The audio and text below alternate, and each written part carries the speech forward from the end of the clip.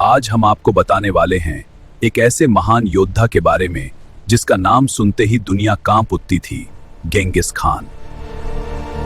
1162 में मंगोलिया की ठंडी धरती पर एक बच्चे का जन्म हुआ जिसका नाम था तेमुजिन। उसका बचपन साधारण था, खुले मैदानों और घोड़ों के बीच।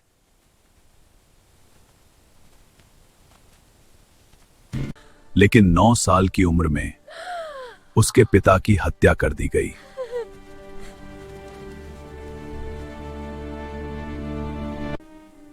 अब उसका परिवार पूरी तरह अकेला पड़ गया।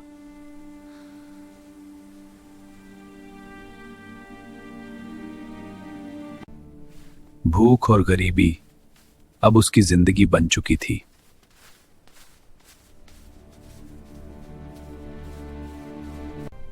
लेकिन उसने हार नहीं मानी और जीना सीख लिया।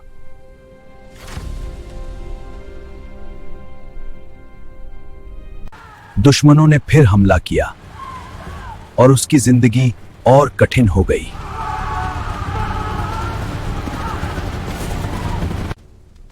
तेमुजिन को पकड़ लिया गया और उसे गुलाम बना दिया गया।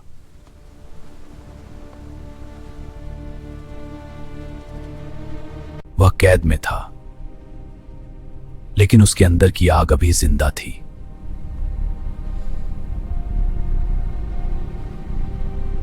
एक रात वह मौत से भाग निकला।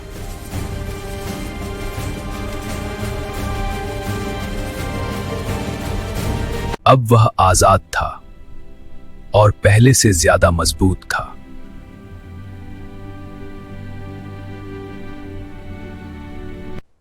धीरे धीरे उसने अपने साथी बनाए और ताकत जुटानी शुरू की। हम सब तुम्हारे साथ हैं तेमुजिन। एकजुट होकर हम अजेय होंगे। उसकी पहली जीत उसकी आत्मविश्वास को बढ़ा गई।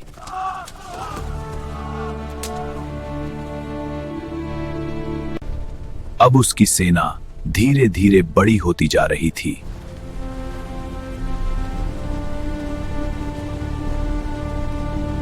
अब तेमुजिन एक साधारण लड़का नहीं, एक नेता बन चुका था। 1206 में एक ऐतिहासिक दिन आया जब सभी मंगोल कबीलों ने तेमुजिन को अपना नेता चुना और उसे नया नाम मिला, गेंगिस खान, यानी पूरी दुनिया का शासक है। गेंगिस खान ने अपनी सेना को बेहद मजबूत बनाया। घुड़सवारी, तीरंदाजी और तेज हमले, उसकी सेना दुनिया की सबसे खतरनाक सेना बनती जा रही थी। अब उसका पहला बड़ा लक्ष्य था चाइना, जहां उसने अपनी सेना के साथ हमला करने का फैसला किया और यहीं से शुरू हुआ असली युद्ध है। सबसे पहले उसने शीशा पर हमला किया। उसकी सेना ने किले को चारों तरफ से घेर लिया और दुश्मनों को घुटनों पर ला दिया। शीशिया के राजा ने हार मान ली और गेंगिस खान की ताकत को स्वीकार कर लिया। यह उसकी पहली बड़ी जीत थी। इसके बाद उसने जिन डायनेस्टी पर हमला किया।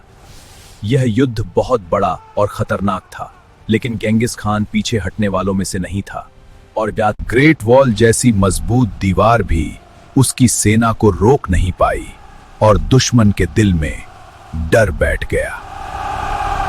1215 में बीजिंग पर कब्जा कर लिया गया। शहर जल उठा और गेंगिस खान की जीत पूरी हो गई।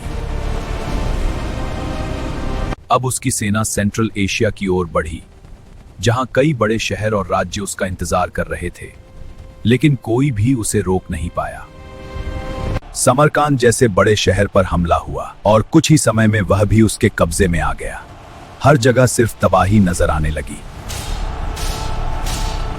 बुखारा शहर भी ज्यादा देर तक टिक नहीं पाया। गेंगिस खान की सेना ने उसे पूरी तरह घेर लिया और जीत हासिल कर लिया। अब उसका सामना हुआ शक्तिशाली पर्शिया से, जहां एक भयानक युद्ध हुआ, लेकिन आखिरकार जीत गेंगिस खान की ही हुई। पर्शिया के कई बड़े शहरों को तबाह कर दिया गया। पूरा इलाका आग और खून से भर गया और दुश्मनों का नामो निशान मिट गया। अफगानिस्तान के ऊंचे पहाड़ भी उसे रोक नहीं पाए। उसकी सेना हर मुश्किल पार करती गई और जीत हासिल करती गई।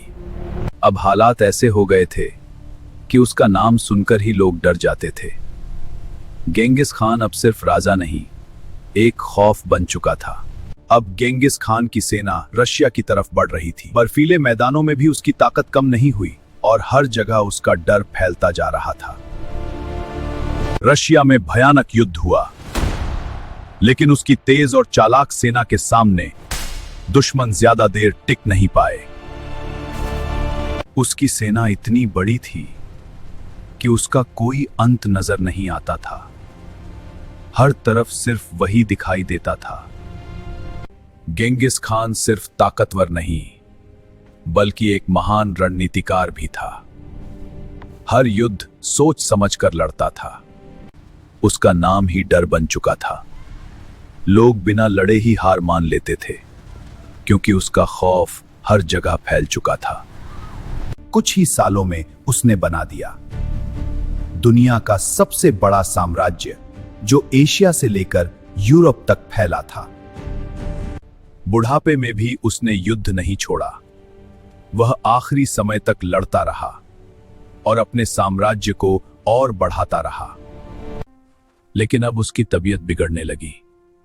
इतना बड़ा योद्धा भी समय के आगे कमजोर पड़ रहा था। 1227 में यह महान योद्धा दुनिया को अलविदा कह गया, लेकिन उसकी कहानी यहीं खत्म नहीं हुई।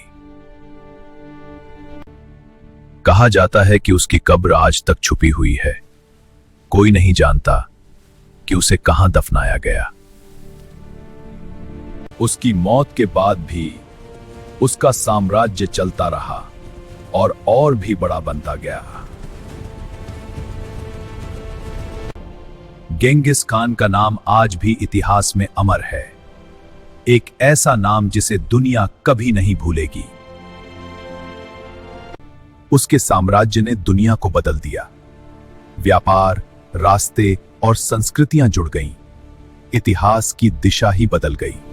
एक साधारण लड़के से दुनिया के सबसे ताकतवर शासक तक का सफर, यही थी उसकी असली कहानी।